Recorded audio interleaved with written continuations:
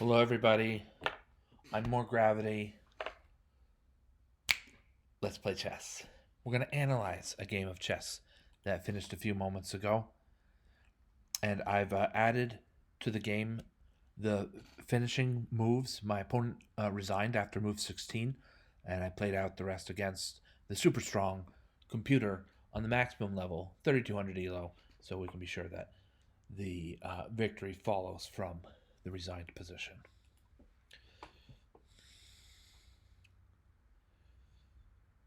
Okay, so we're in known territory here. I've played this many times. It's sort of sometimes called a reverse Sicilian. It's the English opening, and very often there appears a pocket for black and a pocket for white on the D file on D4 and D5. Like a space that stays safe. This game didn't follow that route, but some games do. So what we're going to see in this game is that my opponent gives up a lot of material, but manages to stay viable for quite a while. So it's an interesting result given how quickly my opponent bleeds away. For instance, right here, his e5 pawn. White is already ahead in material, and it looks like White's going to have an advantage in the center as well.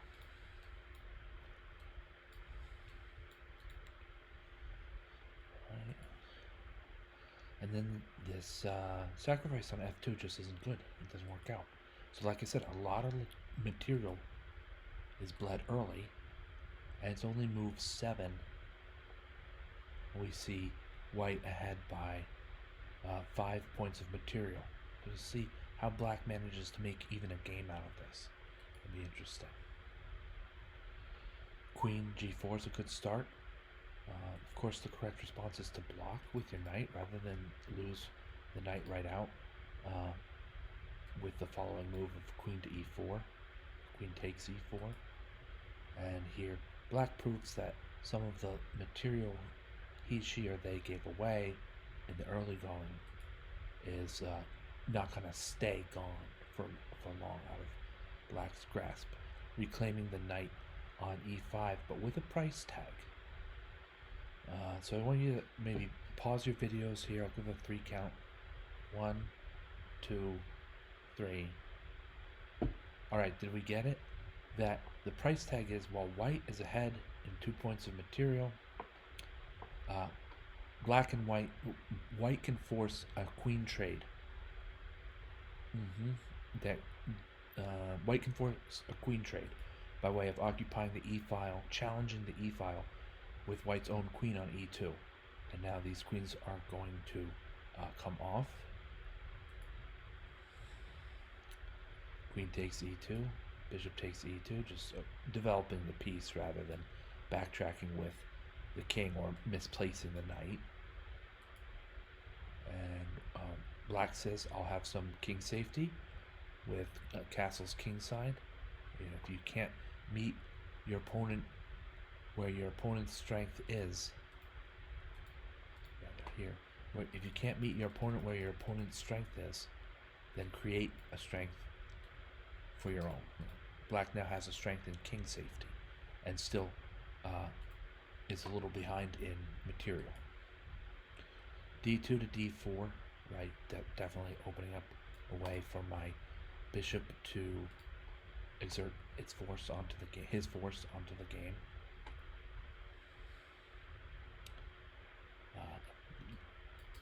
Grab some post here in the center. It's just absolutely the right move.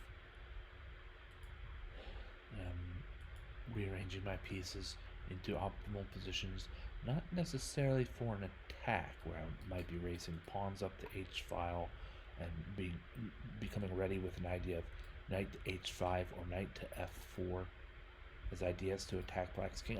That's not what I'm gearing for. With the move rook to e1, I'm looking for trades. I want to trade equally valued pieces and let the +2 in material carry the day in some kind of simplified endgame. Right, so we get some pieces out. Bishop c3 is strong, placing the bishop on an excellent diagonal, the best diagonal for that bishop, and now protecting not one but two pawns, so that white's position is solid on the queen side. And yeah, this was a little bit, I gotta admit, this is a little bit silly here. Bishop g4 check, it just loses a bishop outright.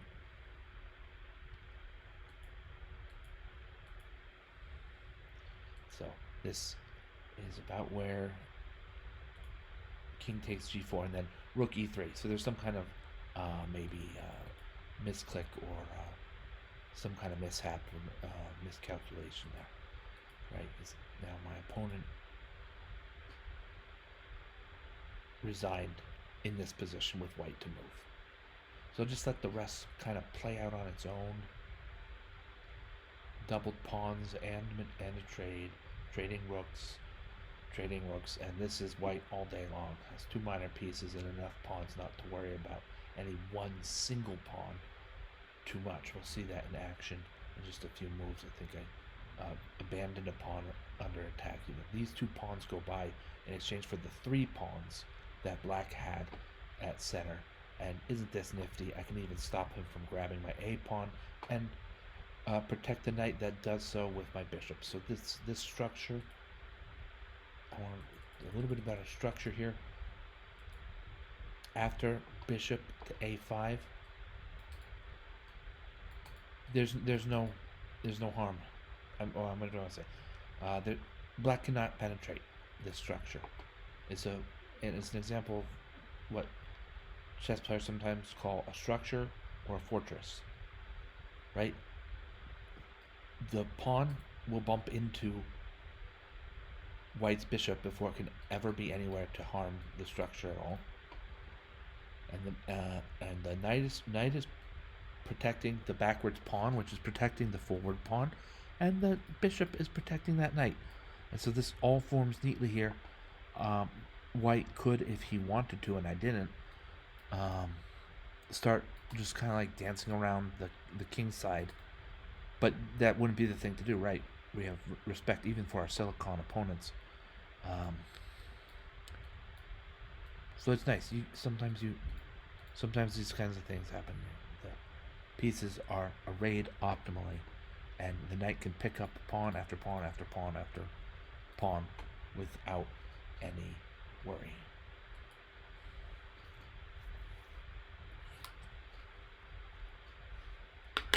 Right, just gonna grab these pawns. No need to get too crazy about it. And we still have two pawns left over. Minor pieces preventing any kind of disaster.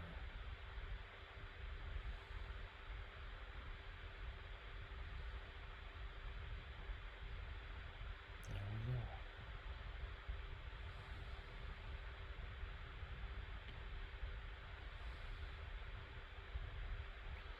Alright, so that pawn's gonna become a queen, and then it's checkmate soon enough.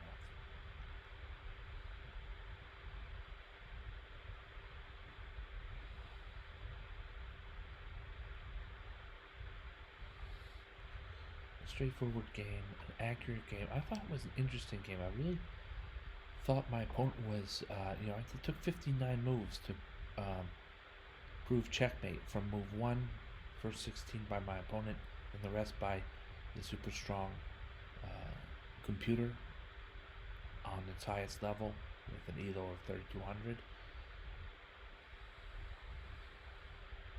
It was interesting. It took as many as 59 moves after this initial, bleed through of material. All right. That's all for today, my friends. Thank you for watching. I'm More Gravity. Have a great night.